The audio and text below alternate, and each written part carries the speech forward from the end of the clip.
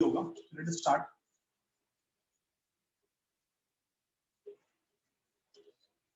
सो हमने पढ़ा था कल के लेक्चर में कि दो इवेंट्स इंडिपेंडेंट तभी कहलाएंगे जब जस्ट अ मिनट में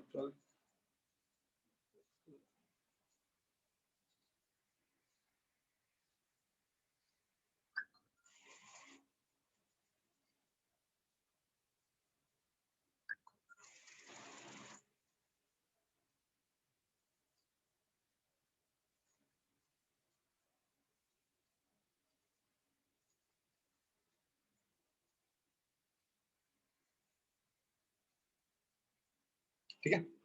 तो हम लोगों ने पढ़ा था दो इवेंट्स इंडिपेंडेंट इवेंट तभी कहलाएंगे जब probability of A by B is actually equal to probability of A, क्योंकि बी का इफेक्ट इस पर कुछ होता ही नहीं है। Probability of A by B is actually equal to probability of A, effect of B does not apply on A. ठीक है। Similarly probability of B by A is same as probability of B. Probability of B by A same as probability of B. ठीक है। तो probability of A by B जिस पे पहले B का condition apply होता था, अब उस पे B का कंडीशन अप्लाई नहीं होगा, तो क्या रहेगा आंसर उसका probability of A रहेगा।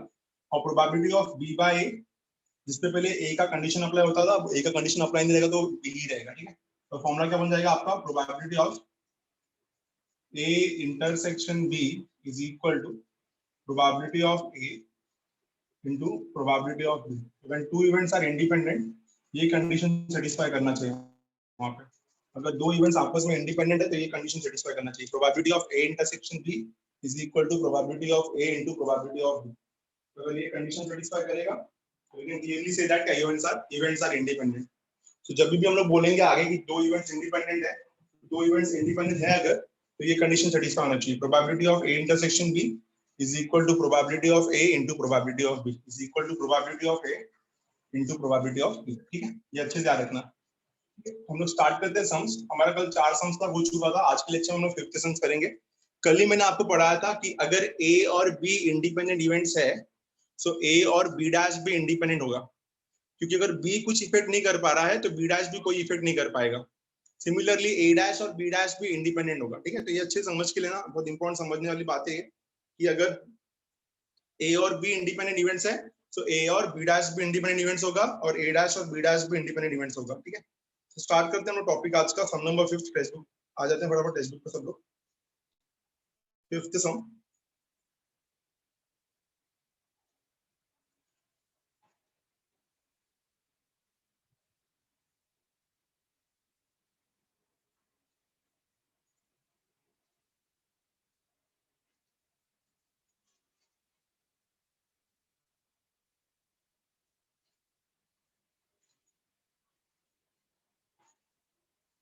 Just a minute.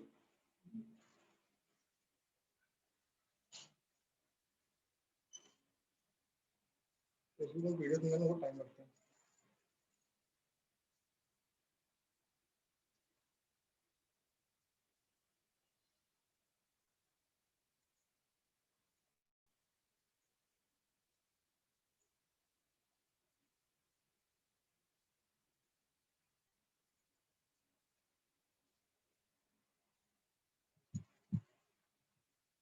तो 9.3 का क्वेश्चन नंबर 4 का सेकंड तक हो गया था हमारा। हम लोग स्टार्ट करेंगे 9.3 का क्वेश्चन नंबर 5 का फर्स्ट सम। क्या दिया question, A B and C 9 exercise 9.3 का, एक्सरसाइज 9.3 का क्वेश्चन नंबर 5 का first sum. Exercise 9.3 question number 5 का फर्स्ट सम। आपको क्लियरली बोला गया यहाँ पे कि ए बी और सी ये तीनों के तीनों इंडिपेंडेंट इवेंट्स हैं। ए बी एंड सी 5 का फर्स्ट। क्या दिया क्वेश्चन देखो, A B and C try to hit a target simultaneously but independently. What is the meaning of independently? A ने अपने एरो से मारा रहेगा, बी ने अपने एरो से मारा रहेगा और सी ने अपने एरो से मारा रहेगा। मतलब एक का इफेक्ट दूसरे को कुछ तकलीफ नहीं देगा। ठीक है, तो यहाँ पे तीनों के तीनों ने अलग अलग एरो से हिट करने का कोशिश किया टारगेट को इंडिपेंडेंटली। मतलब क्या, तीनों ने अपने अपने एरो से मारा है। ठीक है, तो A, B and C try to hit a target simultaneously but independently. तो मेरे को इतना समझ में आया कि A, B और C इंडिपेंडेंट इवेंट्स है, यहाँ से तो ये क्लियर हो गया. Their respective probabilities of hitting the target are 3/4, 1/2 and 5/8. कितना चांसेस है A ने टारगेट को हिट किया हो 3/4, B ने टारगेट को हिट किया हो हाफ और C ने टारगेट को हिट किया हो 5/8. तो हम लोग यहाँ पे यही देख रहे हैं. हम लोग A को क्या बोलेंगे यहाँ पे? A क्या रहेगा? Event that A hit the target. A is the event that A hit the target. जो गया A event that A hit the target. Same with B क्या रहेगा? Event that B hit the target. और C क्या रहेगा? Event that C hit the target. इतना तो clear हो गया आपको. A is the event that A hit the target, B is the event that B hit the target, and C is the event that C hit the target. ठीक है? तो ये हो गया. अब इनके रेस्पेक्टिव प्रोबेबिलिटीज ये है. तो A hit the target कितना चांसेस है कि A ने टारगेट को हिट किया हो? तो प्रोबेबिलिटी ऑफ A is 3/4.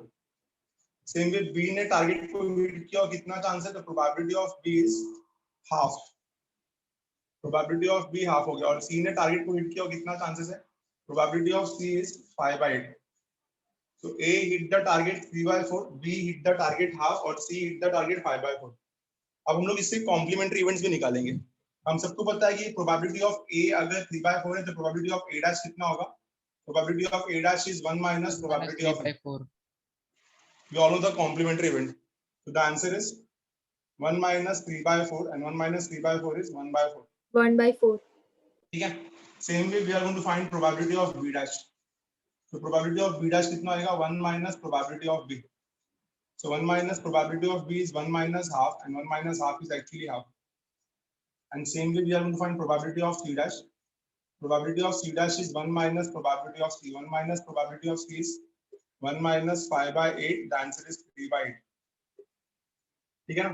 इतना समझ में आ गया. हमारे पास टारगेट हिट करने का भी प्रोबेबिलिटी है और टारगेट नहीं हिट करने का भी प्रोबेबिलिटी है. So we got probability of A 3/4, so probability of A dash 1/4. Like में probability of B, probability of C भी है मेरे पास. अब पहला क्वेश्चन क्या है यहाँ पे? यहाँ पे कुछ some of the questions है. तो find the probability that the target is hit exactly by one of them. हम लोग को फाइंड करना है कि टारगेट सिर्फ एक ने ही हिट किया हो, तीनों से हिट नहीं हुआ, सिर्फ एक ही से. एग्जैक्टली वन ऑफ देम मतलब सिर्फ A ने हिट किया हो, या तो सिर्फ B ने हिट किया हो, या तो सिर्फ C ने हिट किया हो. That means we need to find what? We need to find the target is hit by exactly one of them. तो हम लोग यहाँ पे क्या करेंगे? देखो अच्छे से. हम लोग को क्लियरली पता है यहाँ पे कि A, B और C ये इंडिपेंडेंट इवेंट्स हैं. अगर A, B और C इंडिपेंडेंट इवेंट्स हैं तो इनके कॉम्प्लीमेंट्री में इंडिपेंडेंट इवेंट होंगे. A, B और C are A, B and C are independent events.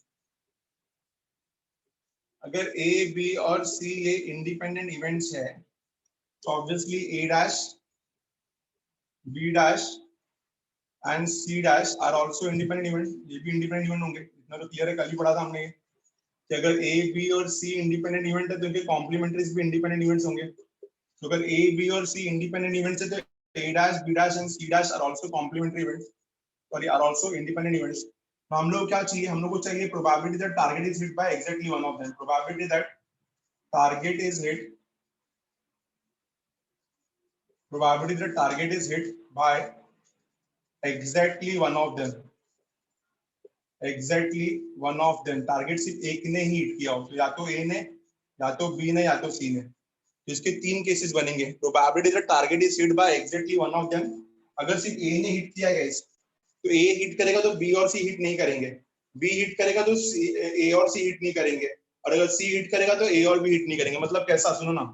Probability of अगर A हिट कर रहा है तो B और C का कॉम्प्लीमेंट लेना होगा. A intersection B dash intersection C dash. ये हो गया आपका target is hit bye A. तो दूसरा आएगा probability that target is hit bye B. तो probability of A dash intersection B intersection C dash. ठीक है. तो फर्स्ट वाले केस में सिर्फ A हिट कर रहा है, सेकंड वाले केस में सिर्फ B हिट कर रहा है, और थर्ड वाले केस में जो क्या हो रहा है? Probability of A dash intersection B dash intersection C. ठीक है ना? आई होप कि समझ में आ रहा है. Target is hit by exactly one of them. सिर्फ एक ने ही टारगेट हिट किया है. तो फर्स्ट वाले केस में सिर्फ A हिट कर रहा है, B और C से नहीं हो पाया. सेकंड वाले में सिर्फ B हिट कर रहा है, A और C से नहीं हो पाया. और थर्ड वाले में सिर्फ C हिट कर रहा है.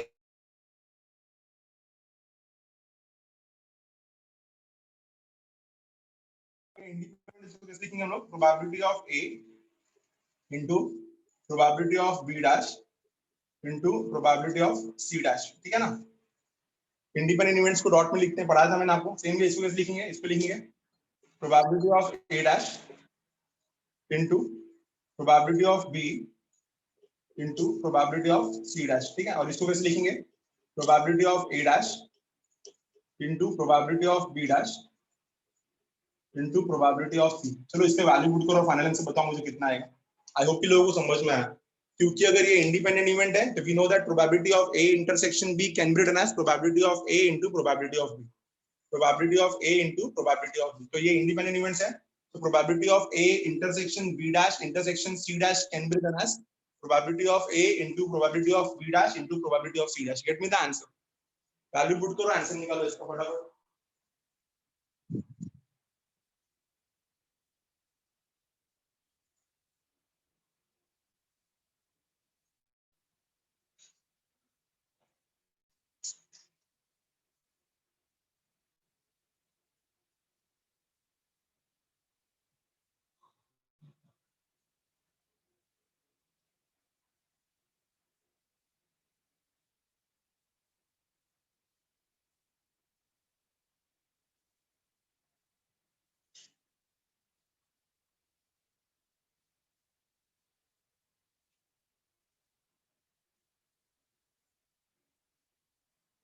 कितना आएगा आंसर बताओ फटाफट, वैल्यू पुट करके इसका। आई होप कि आपके पास हर एक 17/64 आ गया आंसर सबको इतने। तो आंसर इज 17/64। हर एक प्रोबेबिलिटी मैंने निकाल के दिया है यहाँ पे। Probability of A 3/4, probability of A dash 1/4, probability of B half, probability of B dash half, probability of C 5/8, probability of C dash 3/8। इसे वैल्यू पुट करना था और सबको मल्टीप्लाई करना था। तो probability that target is hit by exactly one of them, आपको समझ में आया ये word exactly one of them मतलब क्या होता है, सिर्फ एक ने ही हिट किया है। एग्जैक्टली वन ऑफ देम मतलब सिर्फ एक ने ही हिट किया है। तो फर्स्ट वाले केस में सिर्फ ए हिट कर रहा है, सेकंड वाले केस में सिर्फ बी हिट कर रहा है और थर्ड वाले केस में सिर्फ सी हिट कर रहा है। रिमेंबर दैट, ठीक है। क्लियर हो गया, हटा दो इसको, मैं समझ में आया सब पक्का एवरीवन। पहला केस, ठीक है। अब बात करेंगे इसका सेकंड क्वेश्चन का। गाइस सेकंड क्वेश्चन अगर आप अच्छे से देखते हो ना, सेकंड क्वेश्चन भी यही है, बट क्वेश्चन बोला है find the probability that the target is not hit by any one of them. किसी ने भी हिट नहीं किया, target is not hit by any one of them. तो इसी क्वेश्चन को तो चेंज करेंगे, इसका स्क्रीनशॉट ले लिया रहेगा सबने। क्या बोला है, टारगेट किसी से हिट नहीं हुआ, ना तो ए से, ना तो बी से, ना तो सी से। तो target is not hit by any one of them मतलब तीनों के तीनों फेल हो गए टारगेट को हिट करने में। तो हम लोग क्या लिखेंगे यहाँ पे, प्रोबेबिलिटी दैट टारगेट 64 आएगा। देखते हैं, target is not hit bye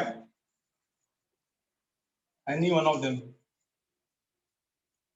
target is not hit by anyone. क्या है इसका answer, probability of A dash, A से भी नहीं हो पाया, सेम वे बी से भी नहीं हो पाया, सेम वे सी से भी नहीं हो पाया। तो A dash intersection B dash intersection C dash, इसका आंसर आएगा probability of A dash into independent event है ना, तो probability of B dash into probability of C dash. Value put करेंगे, ए डैश कितना हमारा 1/4, बी डैश कितना मेरा हाफ और सी डैश कितना मेरा 3/8। The answer is 3/64। Target is not hit by anyone, the answer is 3/64। Easy sum था ये, वही सेम उसका सब क्वेश्चन है। अभी थर्ड में क्या बोला है, find the probability that target is hit. तो इसका कॉम्प्लीमेंट्री हो गया ना, target is hit is actually 1 minus probability that target is not hit. चलेगा ना। ये सेकंड केस हो गया, ये क्या था, ये वाला सम सेकंड हो गया। यहाँ से स्टार्ट करेंगे हम लोग, ये तो अपना जनरल क्वेश्चन हो गया। यहाँ पे मैं बोल दूंगा सेकंड वन। तो सेकंड वन का आया आंसर 3/64। सेकंड वन क्या आया 3/64। अब थर्ड में क्या बोल रहा है, टारगेट इज हिट। तो टारगेट अगर हिट हुआ है तो इसका कॉम्प्लीमेंट्री हो गया वो। थर्ड में क्या आना चाहिए, probability that target is hit is actually 1 minus probability that target is not hit. Probability that target is hit is actually 1 minus probability that target is not hit. चलेगा ना, target is not hit, probability that target is hit is actually 1 minus probability that target is hit is actually 1 minus probability that target is not hit. तो 1 minus target is not hit कितना था 3/64। तो कितना आएगा answer 61/64। Understood, समझा? Yes ठीक है। और फोर्थ में क्या बोल रहा है, find the probability that target is hit by exactly two of them. तो ये थर्ड वन हो गया, थर्ड वन का आंसर कितना आया? थर्ड वन का आंसर आया टारगेट इज हिट। तो target is hit is actually 1 minus probability that target is not hit. अब हम लोग क्या निकाल रहे हैं फोर्थ वाले में? Find the probability that target is hit by exactly two of them. तो ये आप लोग करोगे फोर्थ वाला, वैसे आपको जनरल बना के दूंगा। Probability that target is hit by exactly two of them. Target is hit by exactly two of them. Probability that target is hit by exactly two of them. तो दो लोग ने टारगेट को हिट किया मतलब कैसा होगा गाइस? प्रोबेबिलिटी दैट ए ने हिट किया, बी ने हिट किया, सी ने हिट नहीं किया, तो A intersection B intersection C dash. फिर सेकंड क्या आएगा? ए ने हिट किया, बी से नहीं हो पाया बट सी ने हिट किया, और यहाँ पे क्या आएगा? ए से हिट नहीं हो पाया बट बी ने हिट किया और सी ने हिट किया, लाइक दिस। समझा अच्छे से? तो probability of A intersection B intersection C dash, इसको हम लोग अगर इसको हम लोग इंडिपेंडेंट इवेंट्स की फॉर्म में लिखा तो क्या आएगा? Probability of A into probability of B into probability of C dash plus probability of A into probability of B dash into probability of C, and finally plus probability of A dash into probability of B into probability of C. तो target is hit by exactly two of them. दो लोग ने target को hit किया, तो first वाले में ए और बी ने हिट किया, सी से नहीं हो पाया। सेकंड वाले में ए और सी ने हिट किया, बी से नहीं हो पाया, और थर्ड वाले में बी और सी ने हिट किया, ए से नहीं हो पाया। Put the value and get me the final answer fast. Hope you are getting it everyone. ठीक है, तो सिर्फ दो लोग ने टारगेट को हिट किया, तो फर्स्ट वाले केस में ए और बी ने हिट किया, सेकंड वाले केस में ए और सी ने हिट किया, और थर्ड वाले केस में ए और बी और सी ने हिट किया। तो target is hit by exactly two of them बोला है, exactly two of them. So 29/64. 29/64. 29/64.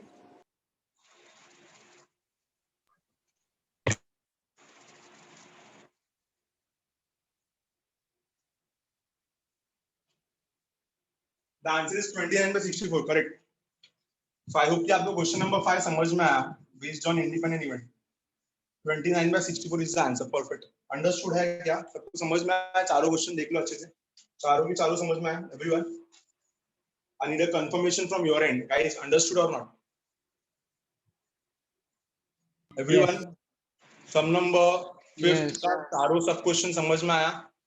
हाँ? Yes. Independent events पे totally based है ये।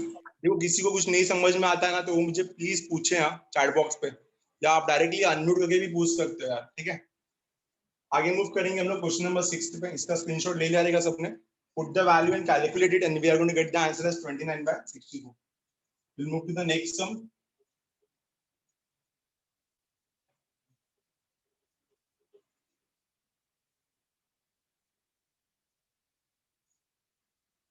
क्वेश्चन नंबर 6 का फर्स्ट सम। ठीक है, क्वेश्चन नंबर 6 का फर्स्ट सम ध्यान देते हैं क्या है question. The probability that a student X solves a problem in dynamics is 2/5 and the probability that student Y solves the same problem is 1/4. तो हम लोग को फिर से यहाँ पे इवेंट ए और इवेंट बी लेना पड़ेगा। पहला इवेंट कि स्टूडेंट ए ने प्रॉब्लम सॉल्व किया, स्टूडेंट एक्स बोला ना, तो A is the event that student X solves the problem in dynamics, solves the problem in dynamics. A is the event that student X solves the problem in dynamics, and B is the event that student Y. B is the event that student Y solves the problem in dynamics. B is the event that student Y solves the problem in dynamics.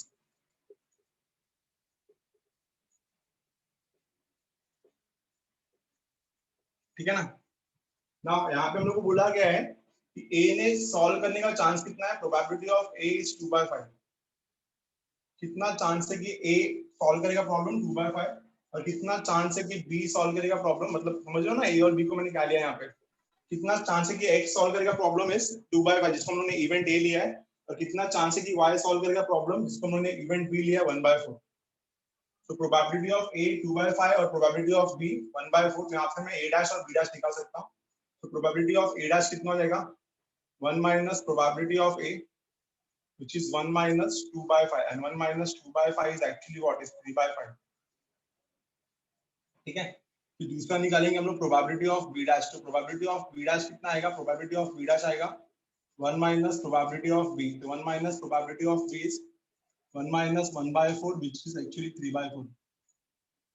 ठीक है, ए dash आ गया 3 by 5 और B dash आ गया 3 by 4। अब हमको पता है कि ए और बी अगर इंडिपेंडेंट है तो उनके कॉम्प्लीमेंट्री में इंडिपेंडेंट यूज होंगे। तो अगर A और B इंडिपेंडेंट इवेंट्स है, if A and B are independent events, if A and B are independent events, so therefore A dash and B dash are also independent events. A dash and B dash are also independent events.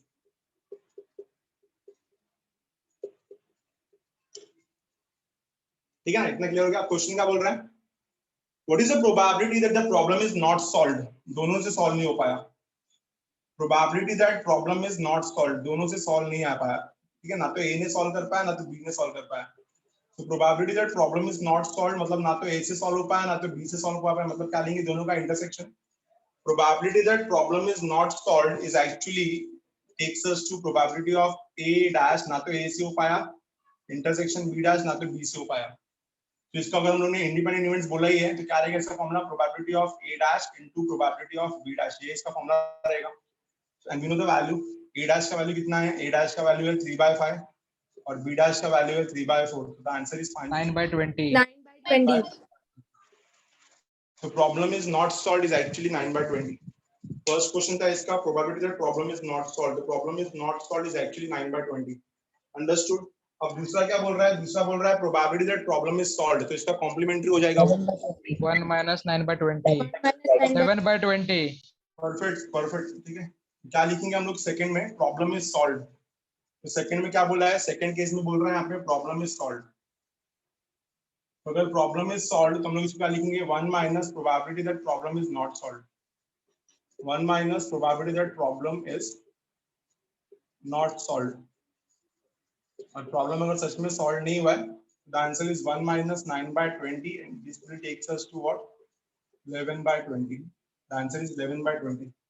The problem is solved is 1 minus problem is not solved, 1 minus problem is not solved, 1 minus problem is not solved। मतलब क्या बोल रहा है, probability that problem is solved exactly by one of them, ये भी पढ़ा है मैंने आपको, हटाओ उसको, स्क्रीनशॉट लिया सेकंड का। हाँ, probability that problem is solved by exactly one of them, एक जन से ही हो पाया। तो आपको ये भी सिखाया मैंने पीछे वाले केस में, थर्ड केस में यही था कि probability that problem is solved exactly one of them। तो थर्ड नंबर इसका third part, problem is solved by exactly one of them, problem is solved by exactly one of them,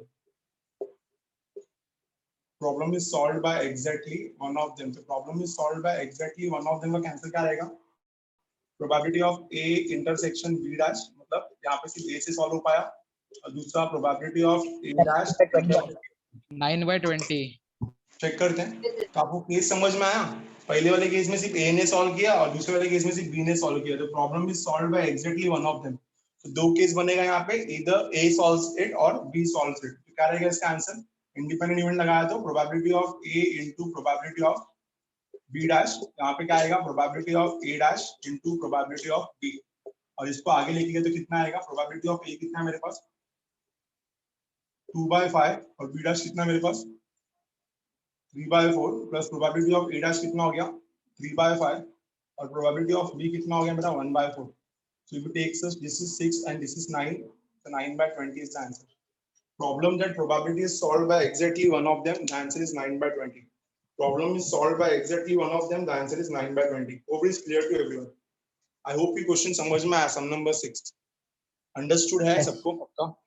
Yes. Yes. So it's both the sums based on independent events. I hope it is clear to everyone कि formula अगर आपको अच्छे समझ में आता है, concept समझ में आता है, एग्जैक्टली वन ऑफ देम मतलब कोई एक ही कर रहा है, एग्जैक्टली टू ऑफ देम मतलब दो लोग कर रहे हैं, नन ऑफ देम मतलब किसी से नहीं हो पाया, और प्रॉब्लम इज सॉल्व मतलब कोई भी एक किया तो भी चलेगा, at least one of them solves the problem. You can take the complementary of problem is not solved is but problem is solved. ठीक है, तो problem is solved is 1 minus problem is not solved. 18 इसको मैं question number first का third हो गया, ठीक है। तो question number 6 is done. We'll move to question number 7, which is very important question. Question number 7 favorite question is exercise का। अच्छे से देखते हैं क्वेश्चन नंबर 7 में क्या है। We will move to question number 7 now। आपका ध्यान होना चाहिए क्वेश्चन नंबर 7 में। तो क्वेश्चन नंबर 7 में हम लोग को ना दो लोगों के बारे में बोला है कि A जो है वो सच बोलता है 80% केसेस में और B जो है वो सच बोलता है 60% केसेस में। Find the probability that they contradict each other in narrating an accident। ऐसा समझ लो कि ये लॉयर लोग हैं, ये दोनों के दोनों लॉयर है। हाँ, ए और बी दोनों के दोनों लॉयर है। तो दोनों के दोनों अगर लॉयर है तो ए जो है वो 80% सच बोलता है और बी जो है वो 60% सच बोलता है। सो ए जो है वो 80% सच बोलता है। दैट मींस अगर मैं ए लेता हूं कि event A that A speaks the truth, तो प्रोबेबिलिटी ऑफ ए कितना आएगा? 80% बोला ना, तो 80/100 व्हाट इज दैट? 4/5। और बी स्पीक्स द ट्रुथ 60/100 3/5। तो मैं आपको बहुत अच्छे समझाऊंगा सम, थोड़ा टाइम देना और पूरा एंड होने देना सम को। पूरा होने के बाद पूछूंगा समझ में आया कि नहीं। बात करेंगे हम लोग सम नंबर 7 का एक्सरसाइज 9.3 से। तो पहले इवेंट ए का बात करते हैं। इवेंट ए क्या है? इवेंट ए है that A speaks the truth, A सच बोलता है, ठीक है। A speaks the truth, event that A speaks the truth, ये इवेंट ए का हो गया। और बी जो है क्या बोल रहा है? बी बोल रहा है कि B speaks the truth, event A that A speaks the truth and event B that B speaks the truth, ठीक है ना। ए और बी क्लियर हो गया, A speaks the truth and B speaks the truth. What is probability of it? 80% cases में A सच बोलता है, तो probability of A is 80% and we all know that 80% is 80/100 and this can be written as 4/5। The probability of A is 4/5. Same way, if we talk about probability of B, तो probability of B कितना हो गया? Probability of B हो गया 60%, and 60% is 60/100, and 60/100 is 3/5. 60/100 is 3/5. तो आपको इतना समझ में आ गया है कि A के सच बोलने का probability कितना है? 80/100, that is 4/5, और B के सच बोलने का probability कितना है? 3/5. So what is probability of A dash and B dash? ये भी निकाल लेते हैं। तो probability of A dash is 1 minus probability of A, which is actually 1 minus 4/5, which gives us 1/5. So probability of A dash is 1/5, and same we will move to probability of B dash. So probability of B dash is 1 minus probability of B, and 1 minus probability of B is 1 minus 3/5. That is equal to 2/5. ठीक है ना। अब हमको ये भी पता है कि A और B अलग अलग लॉयर्स है, तो दो अलग अलग लॉयर्स तो इंडिपेंडेंट ही होंगे ना। सोचने वाली बात है यार, ऑपोजिशन पार्टी का है, एक सच के लिए लड़ रहा है, एक झूठ के लिए लड़ रहा है, तो ऑब्वियसली ए और बी इंडिपेंडेंट इवेंट्स होंगे ना। एक का आउटकम दूसरे के आउटकम को इफेक्ट कैसे करेगा? वो क्या बोलने वाला है इसको क्या पता, ये क्या बोलने वाला है उसको क्या पता। तो यहाँ से क्लियरली समझ में आता है कि ए और बी जो है वो इंडिपेंडेंट इवेंट्स है, क्योंकि दोनों के वोकल्स अलग अलग है, दोनों अपने अपने माउथ से बोलेंगे। तो वी कैन से दैट कि सिंपली कि दोनों का आउटकम्स अलग अलग होंगे, दोनों एक का नरेशन दूसरे के नरेशन पे डिपेंड नहीं करता, ठीक है। So we can clearly say that A and B are independent events. अगर A और B independent events है, अगर A और B independent events है, तो obviously A dash और B dash भी independent events होगा। तो therefore हम लोग clearly बोल सकते हैं कि A dash and B dash are also independent events. अगर A और B independent events है, तो A dash and B dash are also what?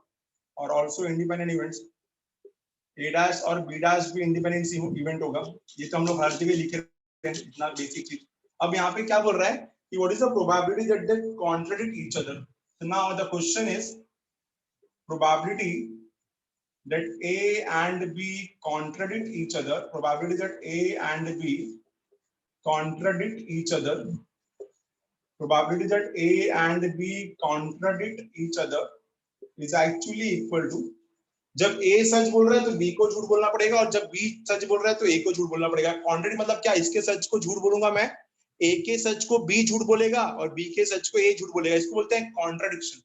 What is the meaning of contradiction? एक ही स्टेटमेंट पे एक ही राय नहीं रखना, अलग अलग राय रखना, ठीक है। तो कॉन्ट्रडिक्शन मतलब क्या? A के सच को B झूठ बोल रहा है और B के सच को A झूठ बोल रहा है। जैसे कि आपने देखा रहेगा एडवोकेट्स एक दूसरे के स्टेटमेंट्स को हमेशा फॉल्स बताते हैं। तो जब A सच बोल रहा है तो B बोलेगा नहीं ये झूठ है, और जब B सच बोलेगा तो A बोलेगा नहीं ये झूठ है।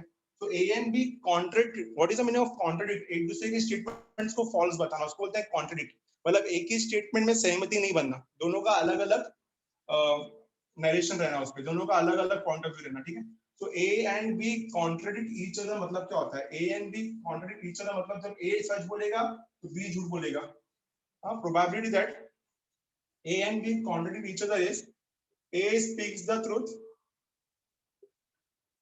A speaks the truth and B lies, ऐसा।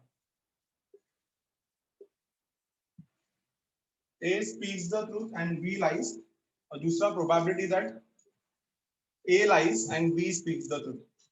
A lies and B speaks the truth.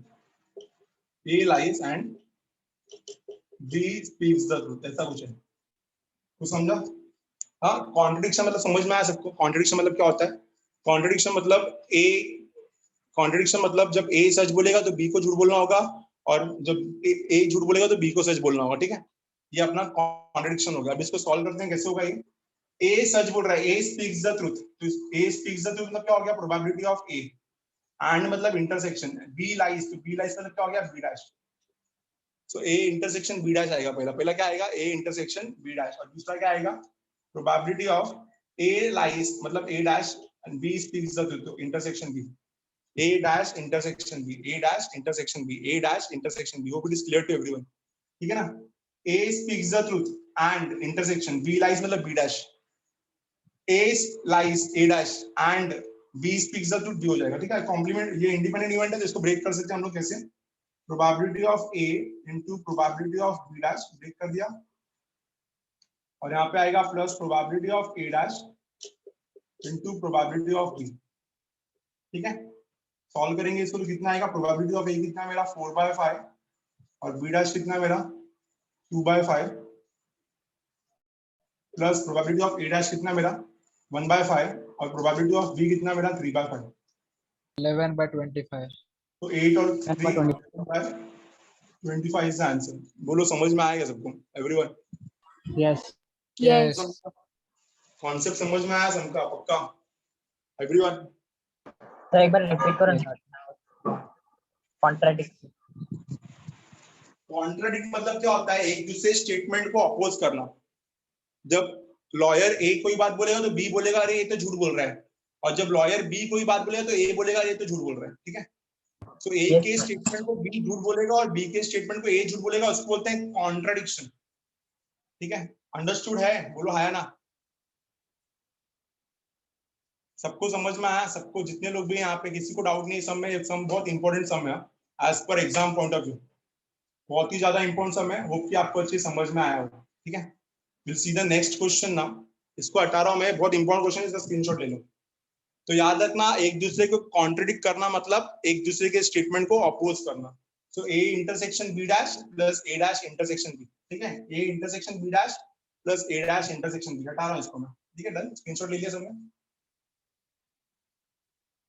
We'll check out the next question now.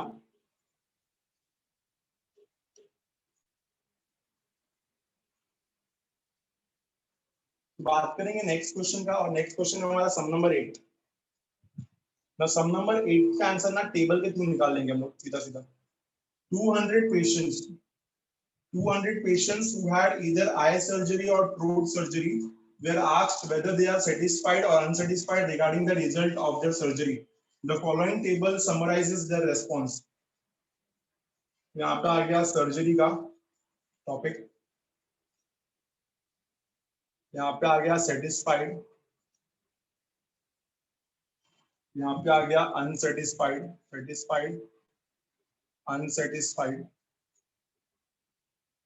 यहाँ पे आ गया total, satisfied, unsatisfied, total, surgery, satisfied, unsatisfied, यहाँ पे आ गया टोटल, ठीक है। सर्जरी में यहाँ पे बात करेंगे थ्रोट का, यहाँ पे बात करेंगे आई का, और यहाँ पे बात करेंगे फिर से टोटल का, ठीक है ना। तो थ्रोट का कितना हो गया? सेटिस्फाइड 70% सेटिस्फाइड है, 25% सेटिस्फाइड नहीं है। टोटल कितने लोग थे यहाँ पे? 95, ठीक है।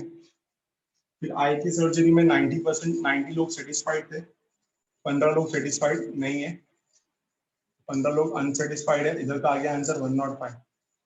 इसका टोटल किया तो कितना मिलेगा 160, इसका टोटल किया तो कितना मिलेगा 40, और इसका टोटल किया कितना मिलेगा 200। 200 लोग है टोटल यहाँ पर टेबल दिया है। तो टेबल रेस्पॉन्स बता रहा है कि थ्रोट के सर्जरी में 70% लोग सेटिस्फाइड है आउट ऑफ 95, 25 लोग अनसेटिस्फाइड है आउट ऑफ 95। आई के सर्जरी में 90% लोग 90 लोग सेटिस्फाइड है आई सर्जरी में, 15 लोग अनसेटिस्फाइड है आउट ऑफ 105, 160 लोग 200 में से सेटिस्फाइड है और 40 लोग अनसेटिस्फाइड है। Probability will be 80/20, we can say 80:20। तो 80% लोग सेटिस्फाइड है और 20% लोग अनसेटिस्फाइड है। तो ये टेबल हम लोग को कुछ डेटा बता रहा है। कुछ क्वेश्चंस पूछ रहा है आपको। क्या पूछ रहा है? पहला question, if one person from the 200 patient is selected at random, एक बंदे को सिलेक्ट किया हम लोग ने 200 में से। If one person from the 200 patient is selected at random, determine the probability that the person was selected given that the person had throat surgery। Sorry फिर से सुन दे अच्छे से, मैं डायरेक्टली इसका आंसर लिख दूंगा, ठीक है? हम लोग डायरेक्टली इसका आंसर लिख देंगे, हम लोग पूरा सॉल्व करने का जरूरत नहीं है, आप डायरेक्टली इसका आंसर लिख सकते हो क्योंकि आपको सब कुछ यहाँ पे पता ही है, सब कुछ पता है आपको यहाँ पे। तो प्लीज ध्यान देना अच्छे से। अगर आपको चाहिए तो थोड़ा सा मैं आपको और सिंप्लीफाई करके देता हूँ, क्योंकि यहाँ पे दो केसेस है।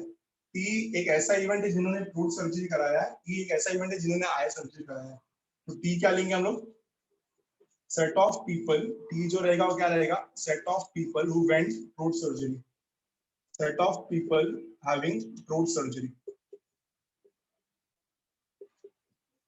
Set of people having throat surgery ये हो गया टी। और यहाँ पे ई क्या रहेगा? Set of people having eye surgery, ठीक है? एन क्या हमारा? एन रहेगा set of people who were unsatisfied, set of people who were unsatisfied,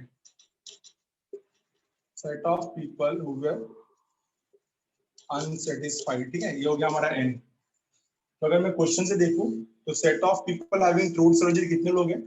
तो number of person who went throat surgery कितना हो जाएगा? 95।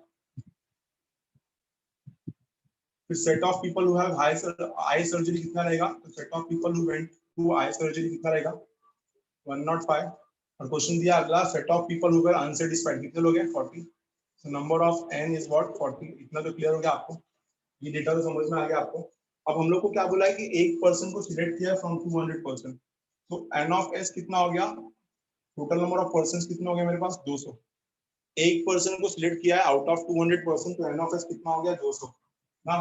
हम लोग को बोला गया यहाँ पे टेबल से बनाएंगे हम लोग यहाँ पे, if one person from the 200 patient is selected at random, तो 200 में से अगर एक बंदे को सिलेक्ट किया तो determine the probability that the person was satisfied given that the person had throat surgery। तो ये वाला बात हो रहा है ना, satisfied।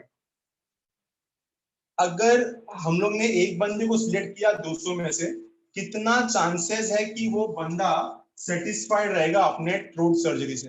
What is the probability? 70/95। ये समझा? ठीक है, बहुत ही सिंपल था ये।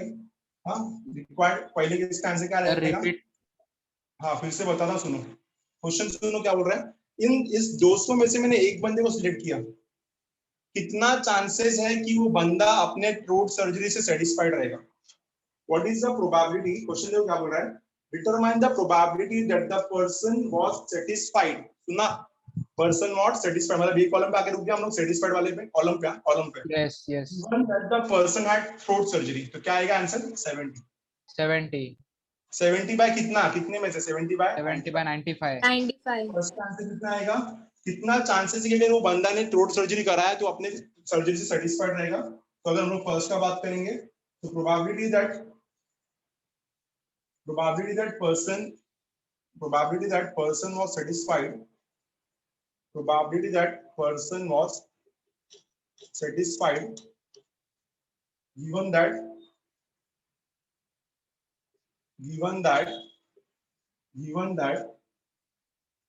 the person had throat surgery, given that the person had throat surgery, given that the person had throat surgery कितना चांसेस है इसका आंसर आने का? Answer is 70/95. This can be bend इन 5 का टेबल 14/90. Answer is 14/90. अंडरस्टूड? पहला वाला case समझ में आया?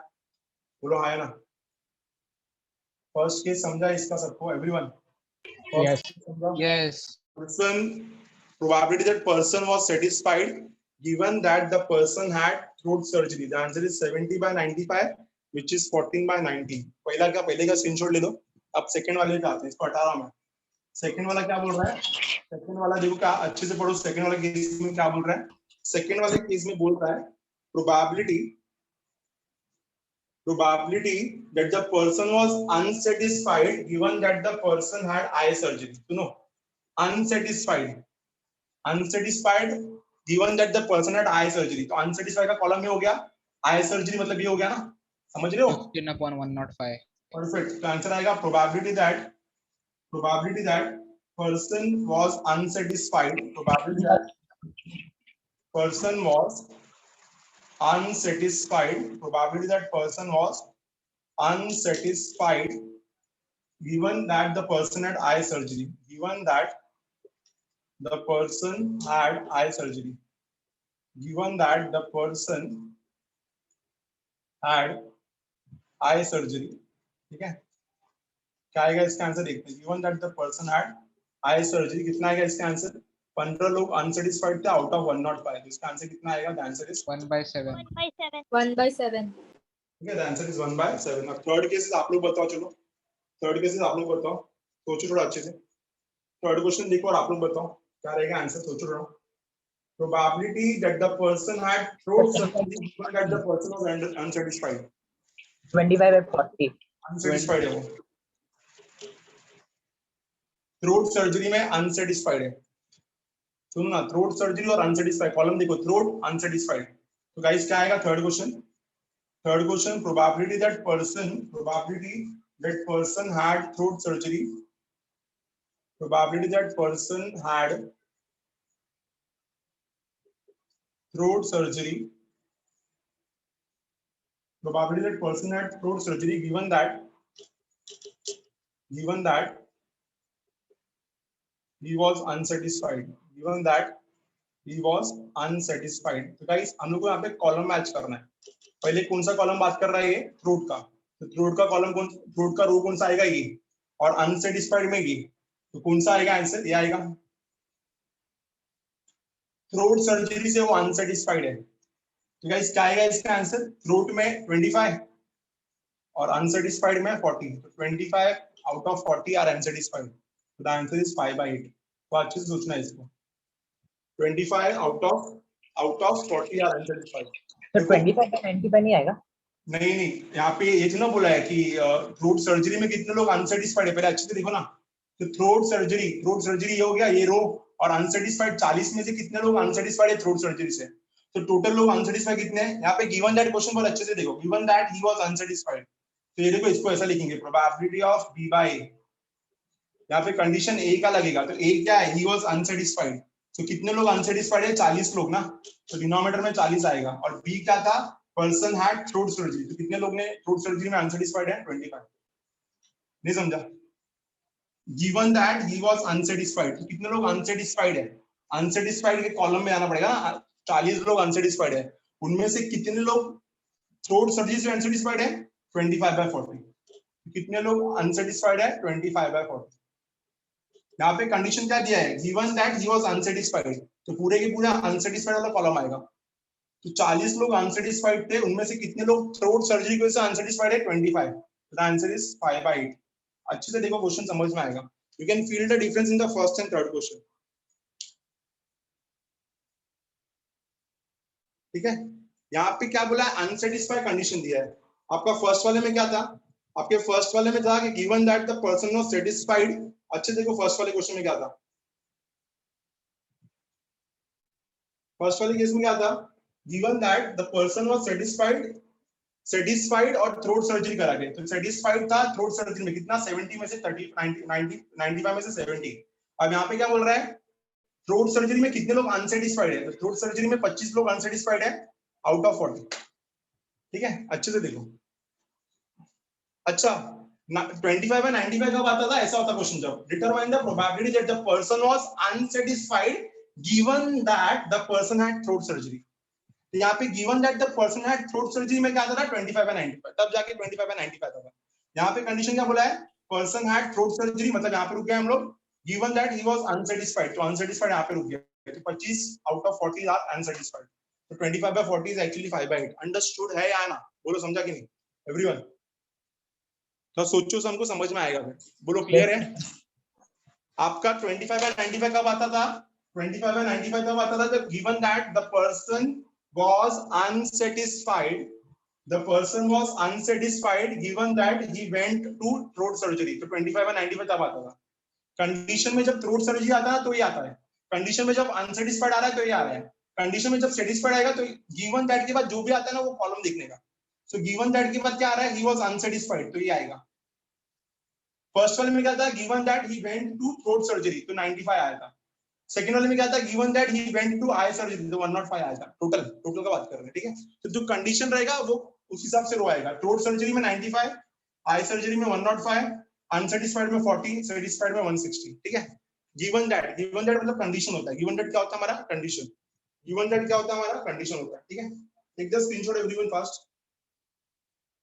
तो अच्छे से प्रैक्टिस करोगे तो पक्का समझ में आ जाएगा। स्क्रीनशॉट ले लो इसका फटाफट। Will move to next kind of sum. अब सम नंबर 9। मैंने आपको बोला था ऐसा क्वेश्चन पेपर में आता है जहां पे हम लोग को पता लगाना होता है कि हमारे इवेंट्स इंडिपेंडेंट है कि नहीं है। तो इसका स्क्रीनशॉट ले लो, तो आगे चलता हूं फटाफट। तो बात करेंगे हम लोग क्वेश्चन नंबर 9 का। हम लोग को पूछा गया है कि बताओ ये दो इवेंट्स इंडिपेंडेंट है कि नहीं है। We need to identify whether the given events are independent or not. So how we are going to identify it? Let us check. तो guys क्वेश्चन नंबर 9 का बात हो रहा है। Question number 9, 2 dice are thrown। तो इसका पूरा sample space लिखेंगे नहीं हम लोग क्योंकि बोर हो जाता है बहुत। तो we know that 2 dice are thrown का सैंपल स्पेस क्या होता है? 36 इवेंट्स आते हैं इसके अंदर, 36 सैंपल पॉइंट्स आते हैं। So 2 dice are thrown के सैंपल स्पेस क्या होंगे? 2 dice are thrown के सैंपल स्पेस होंगे 1 1 से लेके ... 6 6। And clearly we can say that कि n of s कितना आएगा? Therefore n of s is actually equal to 36। ये क्लियर हो गया? ठीक है ना? अब क्या बोला question? A is the event getting 6 on the first die। तो A event है getting 6 on the first die। Event of getting 6 on the first die।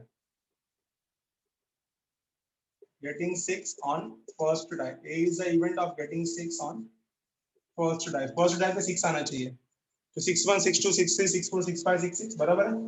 First die पे 6 चाहिए आपको सिर्फ। तो फर्स्ट डाई पे 6 मतलब 6 वाला रो पूरा उठा लेंगे। तो 6 1 6 2 6 3 6 4 6 5 एंड देन 6 6। ठीक है? तो यहाँ पे n ऑफ a आ जाएगा। n ऑफ a के बाद प्रोबेबिलिटी ऑफ a आ जाएगा। तो n ऑफ a कितना आ गया? 6। And therefore probability of a कितना आ गया? 6/36 दैट इज 1/6। तो प्रोबेबिलिटी ऑफ a आ गया 1/6। चलेगा? Event of getting 6 on first die. तो b क्या रहेगा? Event of getting 2 on the second die. b is the event of getting 2 on second die. b is the event of getting 2 on second die. Second die पे 2 आना चाहिए। तो b का answer क्या आएगा? सेकंड डाई पे 2 आना चाहिए, मतलब क्या होना चाहिए? It should be second column होना चाहिए पूरा, जैसे कि 1 2। तो 2 2 सेकंड डाई पे 2 आना चाहिए। फिर 3 2, फिर 4 2, फिर 5 2 और फिर 6 2। इसके अलावा कुछ आ रहा है तो मुझे बताओ। मेरे को तो लगता है यही आएगा। ठीक है? 1 2 2 2 3 2 4 2 5 2 6 2। तो n ऑफ b भी कितना आ गया? तो देयरफॉर हम लोग बोल सकते हैं n ऑफ b भी हमारा 6 आ गया। n ऑफ b भी 6 आ गया, मतलब प्रोबेबिलिटी ऑफ b कितना आ गया? प्रोबेबिलिटी ऑफ b भी आ गया 6/36 और प्रोबेबिलिटी ऑफ b भी हो जाएगा 1/6। अब a और b में कॉमन कितना है? a और b में सिर्फ एक इवेंट कॉमन है 6 2। तो a इंटरसेक्शन b में सिर्फ एक ही इवेंट कॉमन है, वो कौन सा है? 6 2। तो हम लोग यहाँ से क्लियरली इसका प्रोबेबिलिटी निकाल सकते हैं। Therefore number of a intersection b कितना आएगा? Number of a intersection b 1 आएगा। And therefore probability of a intersection b कितना आएगा? 1/36। Probability of a intersection b कितना आएगा? 1/36। चलेगा? इतना समझ में आया?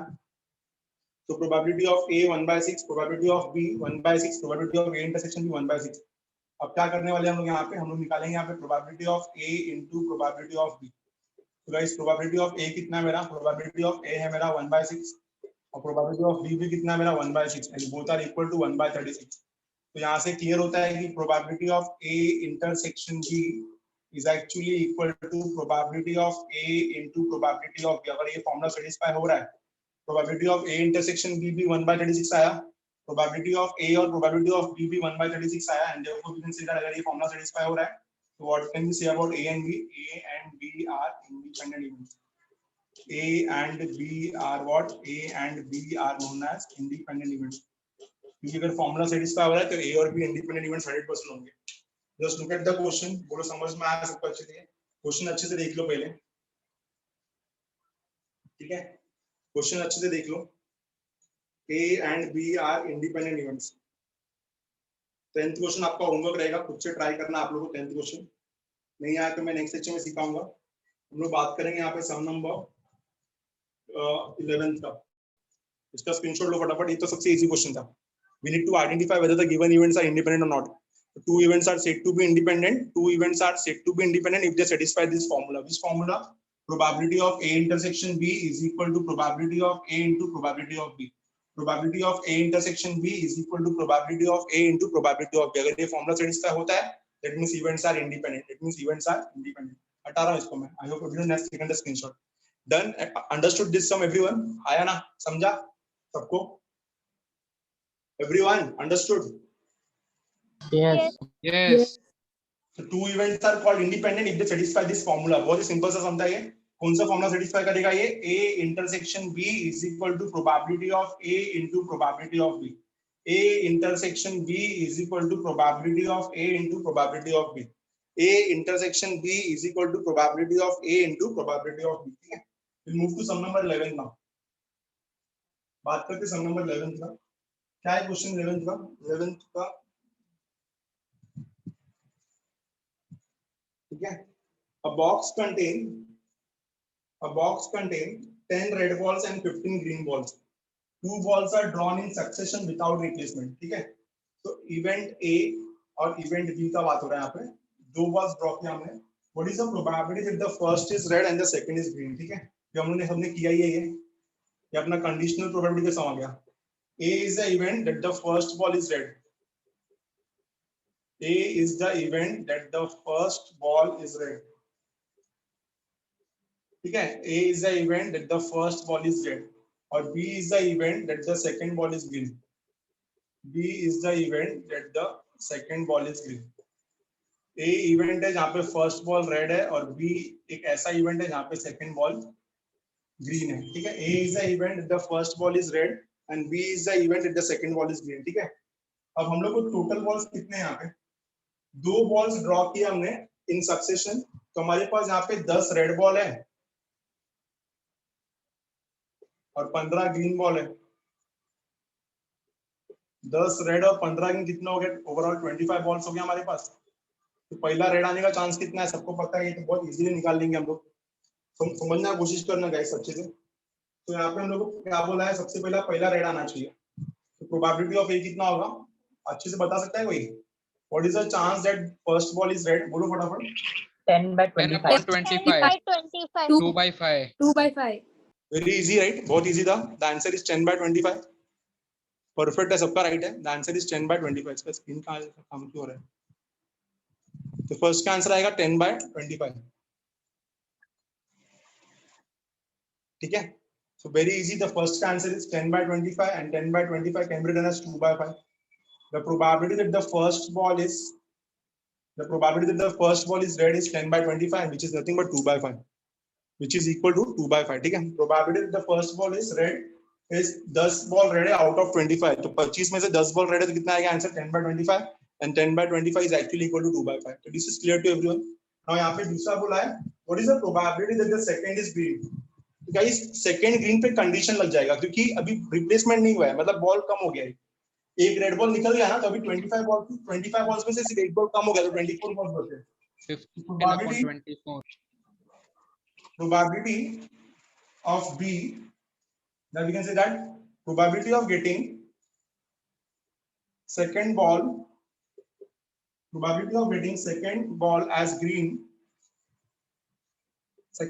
as green under the condition under the condition लग जाएगा ना बेसिकली, फर्स्ट बॉल रेड वाला ऑलरेडी ड्रॉ हो चुका है, probability that second ball is green and second ball, probability of getting second ball as green under the condition that first ball under the condition that first red ball under the condition that first red ball is not replaced, first red ball is not replaced, तो इस पे अभी a का condition लग जाएगा क्योंकि एक red ball निकल चुका है। इस probability of b by a हम लोग निकाल रहे हैं probability of b। Probability of b क्या है? Probability that second ball is green. Second ball is green, but इसका भी A का condition लगेगा that a red ball has been already drawn. So probability that B by A, probability of B by A, तो कितना हो जाएगा इसका answer? कितने green balls बचे हमारे पास? 15. But कितने balls है हमारे पास total? बोलो फटाफट। 24. The answer is 15 by 24. 15/24. 15 by 24. सबको अच्छे से आता है। तो अभी अपने पास 15 by 24 probability of B आएगा। So probability of B कितना आएगा? 15 by 24. So now the main one, हम लोग को क्या चाहिए? क्वेश्चन क्या बोल रहा है? Find the probability that the first is red and second is green. Probability main one, probability that first is red, probability that first ball is red and the second ball is green. First ball red है और second ball green है, क्या रहेगा इसका? And मतलब intersection ना, तो first ball is red मतलब probability of A and the second ball is green and मतलब intersection, first ball red है और second ball green है, क्या आएगा इसका answer? We all know the formula, independent sorry conditional probability, probability of A into probability of B by A, conditional probability पढ़ा ना हमने सब अच्छे से। probability of A कितना आया था? पहला बॉल रेड आने का चांस कितना था? 10 by 25 और दूसरा बॉल ग्रीन आने का चांस कितना था? 15 by 24। तो दोनों को सॉल्व किया, 3s are 5s are, हाँ 5 1s are 5, 2s are 2 1s are 12s are, the answer is 3 by 12, 1 by 4 is the final answer। देख लो अच्छे से समझ में आएगा, एवरीवन अंडरस्टूड है? अच्छे से समझ के लो, समझा कि नहीं सबको? एवरीवन आया ना? अंडरस्टूड है? थोड़ा बहुत समझा? Yes, yes sir. लेवल तक समझ में आया? हाँ एक बार देख के लो अच्छे से सम कि पहला बॉल रेड आना चाहिए, तो 15 10 रेड बॉल से 25 में से what is the chance of getting first ball as red ball? 10 by 25 and 10 by 25 is 2 by 5, 10 by 25 is 2 by 5, ठीक है? 10 by 25 is 2 by 5, इतना क्लियर है? सेकंड बॉल ग्रीन आना चाहिए बट पहला रेड बॉल निकल चुका है, what is the chance of getting the second ball as green ball under the condition that the first red ball has already drawn. तो अभी 25 में से सिर्फ 24 बॉल बचे हैं और उसमें ग्रीन बॉल्स कितने? 15। The answer for getting the second ball as green ball is 15 by 24। So probability that the first ball is red and second ball is green is actually probability of A intersection B, probability of A into probability of B by A, probability of A 10 by 25 या 2 by 5 लिख सकते हो आप, ये क्यों लिखा मैंने? काम का लिखा। So probability of A is 10 by 25 and probability of B is 15 by 24। On solving we got the answer as 1 by 4। Understood class? बोलो हाँ या ना? समझा सबको? पक्का समझ में आया टॉपिक आज का आपको? इंडिपेंडेंट इवेंट्स और थोड़ा बहुत कंडीशनल प्रोबेबिलिटी सबको, एवरीवन? तो प्रैक्टिस करोगे तो अच्छी समझ में आएगा। जो रिमेनिंग सम्स है, सम नंबर जैसे 10th मैंने आपको दिया, फिर आगे के जो सम्स है 12th वाला है, खुद से कोशिश करो। मिलेंगे नेक्स्ट लेक्चर में और आगे के टॉपिक स्टार्ट करेंगे, ठीक है? Thank you everyone, bye bye and take care, bye guys.